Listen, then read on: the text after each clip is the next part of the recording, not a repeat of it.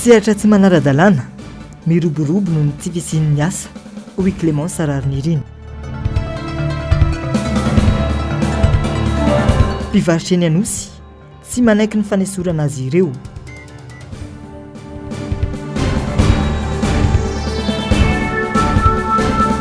Fahatapahan'ny jiro sy rano alahatra 420 ora mialoha ireo bidon.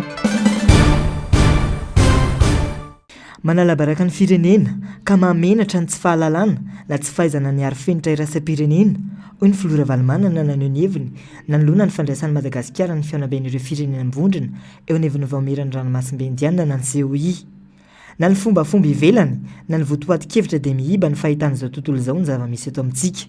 Voalohany indrindra aloha dia miarahaba mivoaka malagasy tratra mipaky satria za tsy teto mahatsiaro mivoaka malagasy mihitsy hoe manao paka nefa tsy taty tamin'ity taona ity amin'ny fenitra iraisam-pirenena na amin'ny protocole zay fanao rehefa misy firenena anankiray mandray filoham-pirenena hafa ohatra hoe présiden'ny Comore, prime ministre ny Maurice na ny prime ministre sa présiden'ny Seychelles dia tsy maintsy manatrika foana reo président teo aloha tsy miady varotra amin'izany fa mampahalala fotsiny hoe tsy fahalalana ve sa tsy fahaizana sa fanainina zay zay anankiray.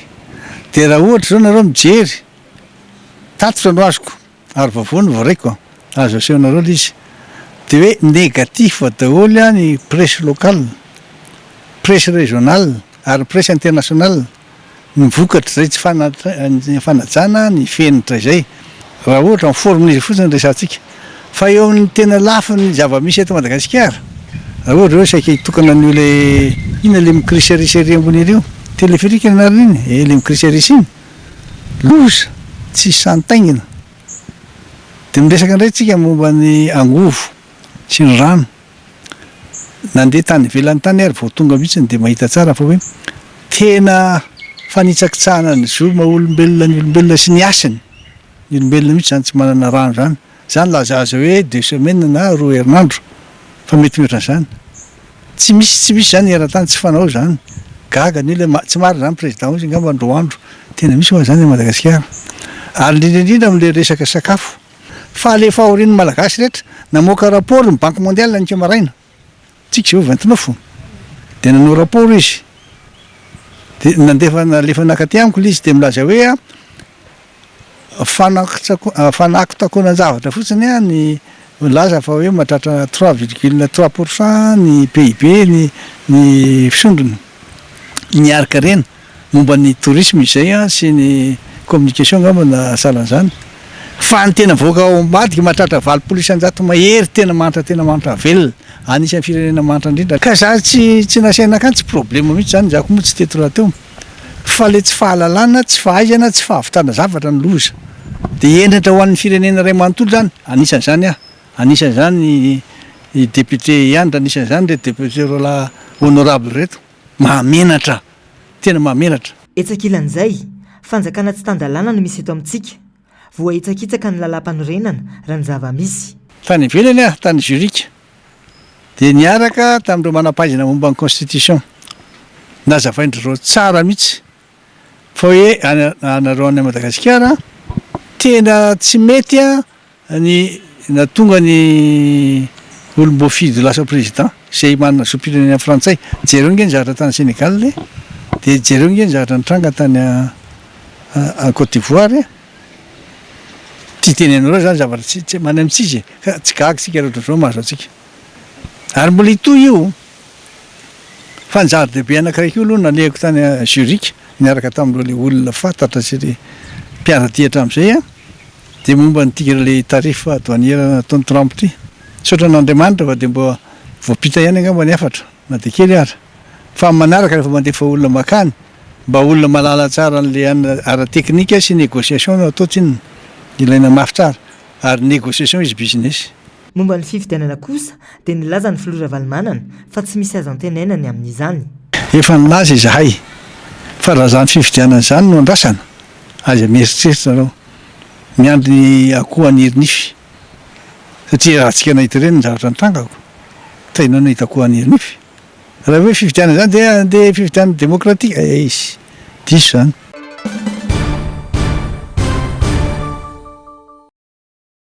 Miroborobo izay tsy izy ireo asa amin'ny sehatra tsy ara-dalàna. Samy manao izay asa azohony kely eny ireo olom-pirenena satria sarotra ny mahita na tsy misy ny asa sy ny famoronana asa eto amintsika. Tia rendrarendra sy maika anakona ny fantrana loatra ny fitondrana misy ankehitriny ka tsy mahalala intsony ny tena lara-pahamehana ho an'ny vahoaka toy ny famoronana asa sy ny fanomezana asa ho an'ny tanora indrindraindrindra hoy ny fanaohan-kevitra. Tsy miaina ny ainan'ny malagasy ihany koa ny ankamaroan'ireo mpitondra ka tsy mahatsapa ny fahorian'ireo mpiray tandrazana aminy. Momba ny zavatra misy moa zany a irahantsika mahalala miroborobo ny sehatra tsy manara-dalàna na secteur informel eto amintsika ary ahitana an'izany zao ny eto amin'ny tanàna Antananarivo. Marina fa amin'ny maha hoe mpitantana ny tanàna tompona andraikitra amsahana ny tanàna ny commune eto anivon'ny commune dia anjara ny mandamina ary zay no ametrahana anazy hoe andraikiny zany zay kanefa ny kosa etsy andaniny sy etsy ankilany tsy maintsy jerena ary jerena amin'ny saina tsy miangatra ilay hoe inona ny réalité misy. Tsy misy olona angambany tsy tia filaminana na fandaminana, tsy misy angamba zany zavatra zany fa ny zavatra mila jerena ihany koa araka ilay niteneniko teo hoe etsy ankilany dia misy an'ireo vahoaka marobe izay voatery miroso sy miditra ao anatin'ilay sehatra tsy manara-dalàna noho ny tsy fisian'ny asa, noho ny tsy fisian'ny fijeren'ny fanjakana azy ireny ka lasa mahatonga an'izay hoe firoborobon'ny sehatra tsy manara-dalàna izay. Raisitsika ohatra zao ny resaka hoe fivarotana amoron-dalana satria io zany zao ny isan'ny actualité amin'izao fotoana izao.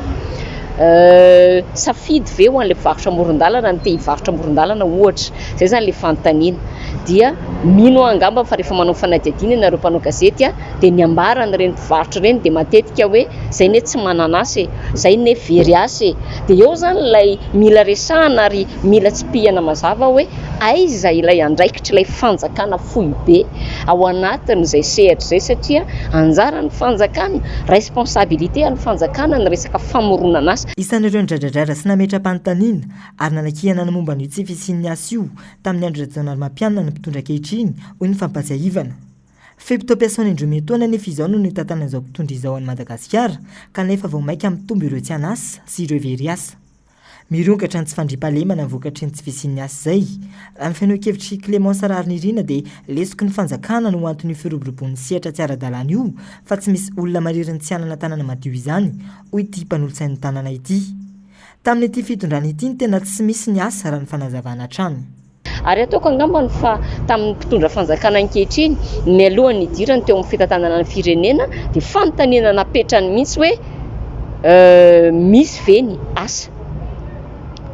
Zany ny fanontaniana napetrany, mahavelona ve ny asa, misy ve ny asa. Dia raha androany isika mametraka an'izany fanontaniana izany ho an'ireo olona misehatra anatin'ny sehatra tsy manara-dalàna, eny fa na ny ao anatin'ny sehatra manana asa aza dia mipetraka foana ny valiteniny amin'ny hoe tsy mahavelona ny asa misy ary tsy misy ny famoronana asa. Dikan'izay ny zavatra misy ankehitriny zany dia lasa victime n'ilay tsy fandraisana andraikitra ataon'ny fanjakana ny commune ary tsy commune urbaine Antananarivo irery fa ny commune saika ny renivohitra rehetrarehetra izay ahitana firoborobon'ny sehatra tsy manara-dalàna amin'izao fotoana izao. Dia izay ilay tiana ho resahana mazava hoe misy lesoka goavana avy any amin'ny fanjakana mahatonga an'io resaka hoe firoborobon'ny sehatra tsy manara-dalàna io santionany amin'izany ny resaka fivarotana amoron-dalàna. Ka raha tsorina ilay izy dia hoe mifahira na tsy nanao ny andraiky ny araka ny tokony izy zany ny fanjakana ny amin'izay politikany, ny amin'ny fitadiavana ny mahasoa ny vahoaka dia ao anatin'izay hoe famoronana asa ho an'ny vahoaka sy fiantohana asa mahavelona ho an'ny vahoaka malagasy izay. Fa ho azy rehefa miroborobo ny sehatra tsy manara-dalàna dia mikorotana ny tanàna. Araka ny teneniko teo hoe tsy misy olona faly na makasitraka n'izany fikorotanana izany. Raha ny tenako manokana maha olom-boafidy dia mazava loatra makasitraka ny filaminana, tokony mirindra ny tanàna, tokony milamina ny tanàna. Dia nefany noho izay zava-misy izay satria raha iresaka zao tsika vao taontsika nandray ny COI inona ny fanamarihana tao anatin'ny COI dia hoe any amin'ny resaka fambolena tokony ho apetraka zany ho an'ireo firenena rehetrarehetra ao anatin'ny COI izay hoe mba hisy ny fahavitantena ara-tsakafo ary tena hoe hifantoka any amin'izay fampiroboroboana resaka fambolena izay any amin'ny resaka hoe fifanarahana zany a fiara-miasa aty anatin'ny vondron-dranomasombe indiana.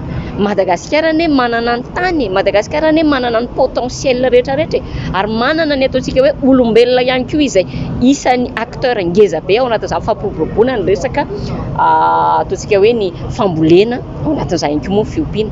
Fa maninona ny fanjakana tsy mitovy amin'ny tamin'ny andron'ny président Ravalomanana ka nijery ny fampiroboroboana zany resaky ny sehatra ny fambolena sy fiompiana izany. Maninona ny tsy nirosona ny fanohanana ny tantsaha amin'ny resaka fanampiana ara-pitaovana, amin'ny resaka masomboly, amin'ny resaka ihany koa ny resaka ady amin'ny tsy fandriam-pahalemana izay isan'ny olana ho an'ny misehatra ny ambanivohitra. Maninona tsy vita amin'ny fanjakana izany satria tsika raha miresaka hoe firoboroboan'ny sehatra tsy manara-dalàna dia aza doloana fa parametra be lehibe mila jerena ao anatin'izay. Andro maneran-tany ho an'ny asa Rampitso Soirame anamarika izany isika eto Madagasikara ka isany antsika ataon'ireo syndicat-n'ireo mpiasa Rampitso raha ny vaovao.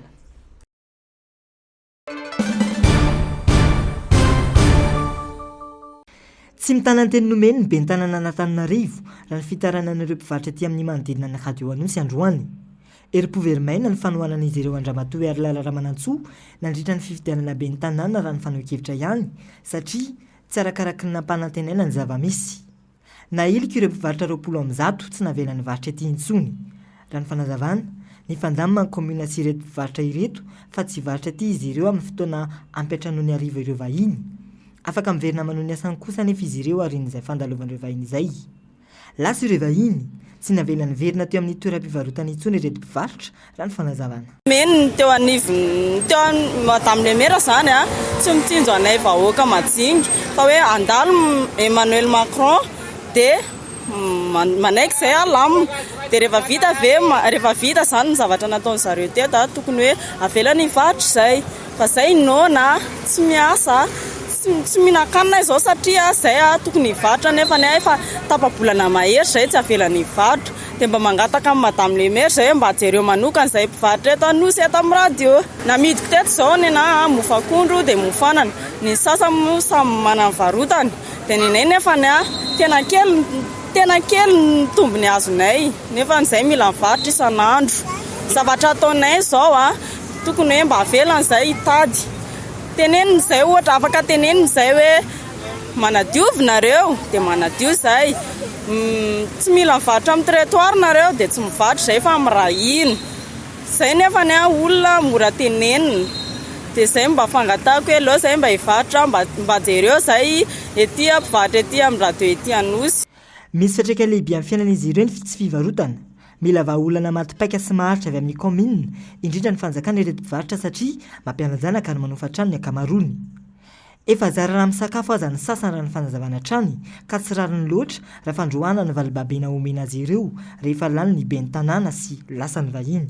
Anohana anazy izay tompoko izay raha nisan'ny natory teny collision mamitsiny amin'ny fanohanana anazy. Nandeha izay hoe misy fambolena azy Madame le Maire nandeha izay misy fifidianana anazy nanoha izay zao manohana Madame le Maire foana izay fa rehefa zao zany tonga ny tokoa dia hoe tsy mahazo mivarotra izay dia miala tonga avy ny fivondronana mandratra olona tsy jereny zareo fa tombotsoany zareo ihany ny tombotsoany fa tsy mijery anay majinika izy fa nanomboka tapa-bolan'andro Rampitso izay tsy mahazo mivarotra tapa-bolana mahery izany talohan'ny fety nefa ny ankizy mila mihinan-kanina ny ankizy izay mila mandofa trano ekolazy mpianatra dia nefa izay tsy miasa izao tsy mihinan-kanina izay zany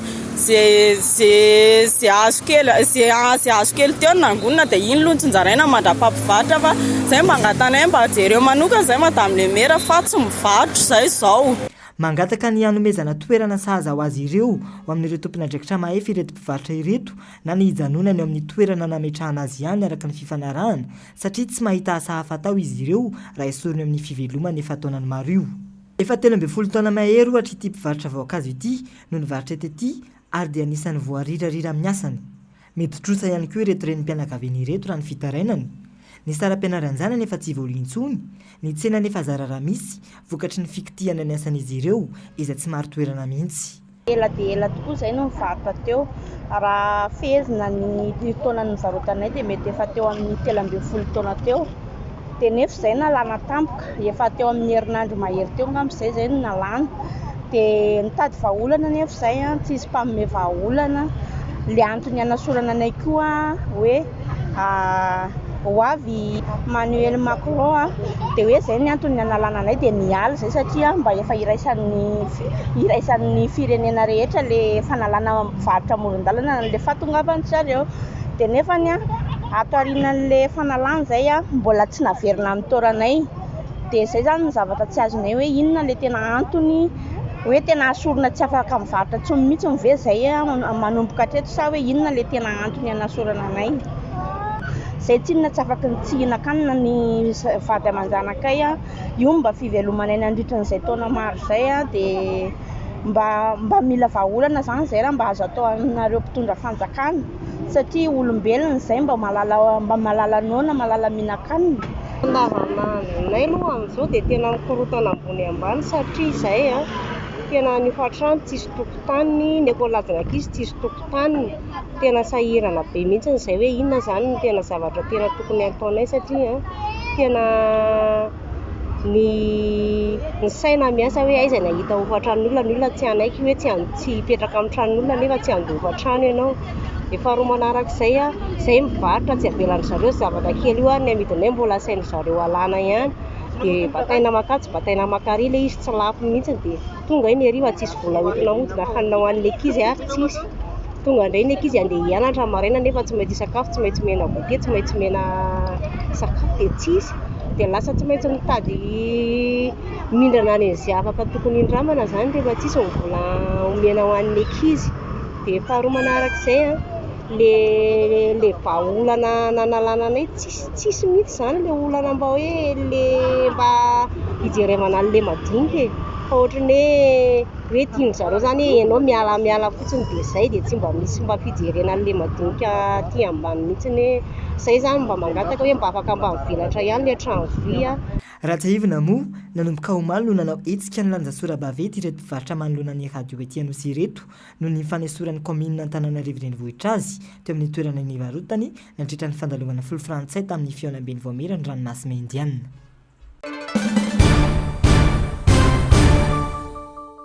Isan'ireo faritra mijaly amin'ny resaka fahatapahany rano ny eny Andavamamba sy Anosipatrana.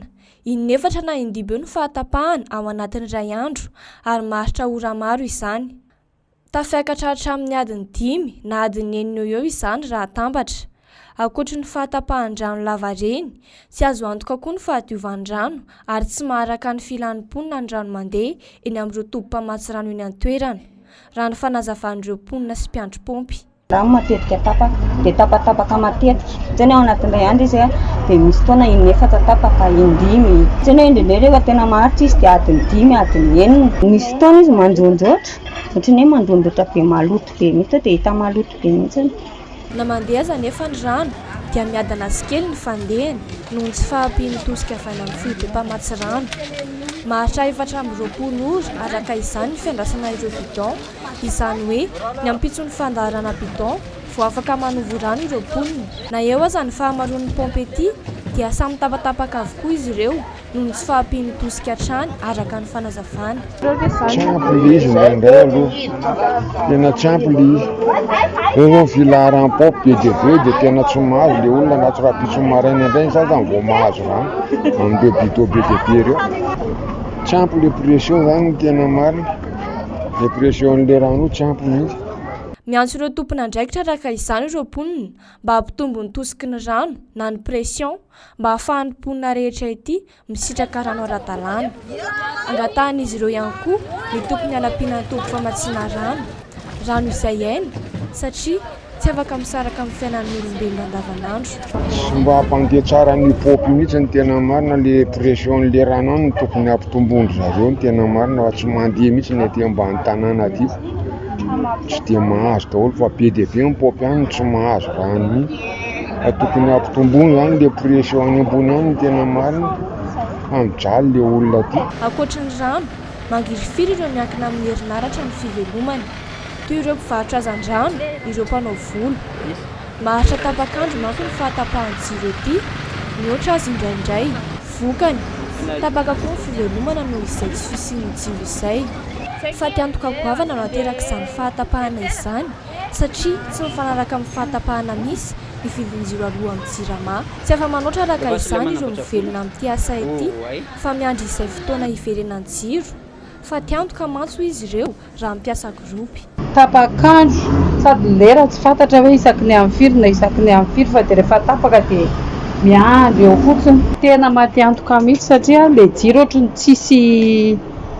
tsisy anina korony tsisy ohatrany hoe miena tokony mba hoe miena zany ny alohanao isam-bolana nefa ny jiro falohanao foana dia tsisy azo ataoko misy azo atao fa ohatra hoe mampiasa gropy na ohatra izany nefa dia lafo dia tsy vitan'ny olona indray fa efa mividy raha hampiakatra prix indray nefa ny ianao fa dia miandry. Miena anisan'ny olombelona maneran-tany amin'izao noho ny toetrandro iraisam-pirenena araka ny tatitra fanaony Amnesty International isan-taona momba ny zon'olombelona maneran-tany. Tsapa ihany koa raha ny tatitra ho an'ity taona 2022 ity fa mihamafy kokoa ny fiainana manoloana amin'ny fiverenan'i Donald Trump teo amin'ny fitondranany any États-Unis. Ampangainy Amnesty International ho manafaingana ny fironana any amin'ny jadona ny filoha Amerikanina izay manamevana ny fanitsakitsana ny zo fototra eo amin'ny fiarahamonina. Tato anatin'ny 3 volana latsaka ny tantanana any États-Unis raha ny tatitra ihany dia noravan'i Trump ny masovo Amerikanina amin'sana fampandrosoana iraisam-pirenena na ny USAID. Nofoanany koa ny lalàna miaro ny zony vehivavy, ny foko vitsy anisy, ireo mpifindra-monina ary ireo LGBTQ+. Ireo fanapahan-kevitra ireo dia manampy amin'ny fampitomboana ny krizy misy ny famporisiana, ny famoretana any amin'ireo firenena toa an'i Turkia, Bangladesh ary Mozambique. Amnesty International dia ny fiovaovan'ny toetrandro ao États-Unis ihany koa dia manamarika ny krizy ara-tontolo iainana, manameloka ny fitsabahan'i Washington amin'ny fitsarana heloka behivavy iraisam-pirenena koa ny Amnesty International. Hita ho toy ny fikasana analefana ny lalàna iraisam-pirenena manko izany. Voalaza fa famonoana olona mivantana ny herisetra ara-nofo ao Sudan sy ny miaramila Israeliana ao Gaza. Miantso ny demokrasia ny Amnesty International tsy tazam-potsiny fa hihetsika hiaro ireo andrim-panjakana maro samihafa sy anohatra ity fikorontanana feno habibiana ity.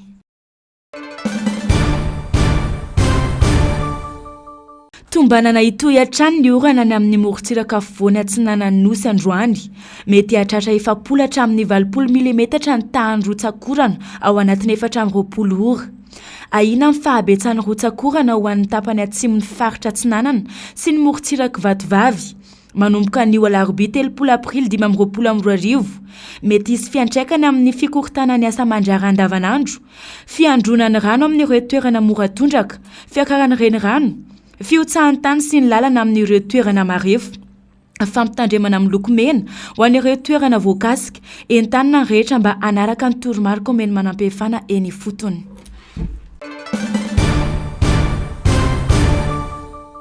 Tsy nisy fahagagana firy fa voafidy indray tantana ny antoko Parti Populaire Européenne na ny PPE nisy olombavambahoaka Allemagne Manfred Weber izay ihany kandidata anatin'ny lisitra hofidiny. Nahazo 20 ny tenany. Natao nandritry ny kongresy ny antoko PPE moa ity fifidianana natao tao amin'ny tanànan'i Valencia, Espagne. Antoko politika matanjaka amin'ireo rafitra isan-tsokajiny ao Eropa ny antoko PPE. Ary vao maika nametraka ny toerany ny fahalan'ity teratany Bavaroa 12 taona ity. Mikasa ny anatitra ny vondrona misy azy eo anivon'ny Parlement Européen i Manfred Weber. Mpifatotra eo anivon'ny PPE ihany koa ny filohan'ny vomiera Européenne izay vao nohavoazina mandritra ny 5 taona ny feptom-pitondrany ary nanatrika ny kongresy ny tenany. No tsy ahivany ny anjara asa lehibe ny vondrona Européenne eo anatrehan'ny varotra iraisam-pirenena ka nanambarany ireo karazam-piara-miasa amin'ireo firenena maro. Tetsandanin'izany koa dia niresaka momba ny fanafian'ny Rosiana ny Ukraine i Roberta Metsola. Pikatroka eo anivon'ny PPE sady filohan'ny Parlement Européen. Miaro mafy ny Ukraine mpitarika vaovao eo anivon'ny PPE Manfred Weber. Anisan'ireo atao hoe conservateur ny tenany ary hitarika ny PPE mandritra ny 3 taona ho avy.